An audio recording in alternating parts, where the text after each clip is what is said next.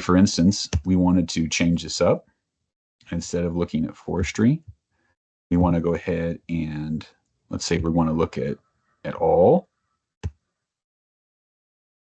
And perhaps we want to come back in Kansas, and then we want to see really specific practices. Like we want to see what we have done with conservation crop rotation, no-till, as well as cover crop.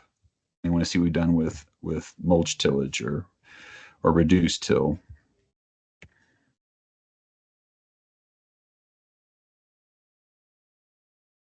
From this, we can come up to the top, start from the start. We can see as we go back, of course, that as we get closer to the end of the year, we have more reporting going on, which makes a lot of sense. We can see the practice code breakdown. So this shows scheduled versus what's been certified. So in that time span, I mean, these cover crops are pretty close. There's more discrepancy over what's been scheduled in conservation crop rotation versus what's actually been certified. You can kind of identify if there's some unreported acres potentially, as well as if there's some future opportunities. You can come down.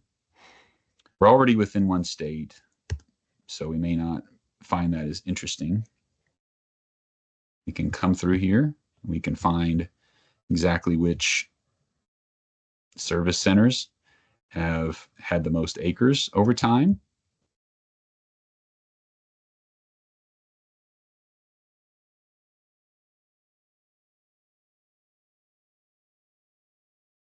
We can also come back here and do a county map of certified and scheduled acres.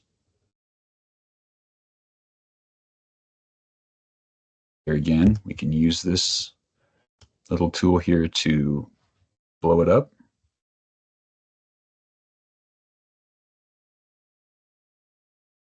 We can then look at land unit map. This will be very interesting, particularly as we looked at some forestry. See exactly where those practices have been most implemented within the state.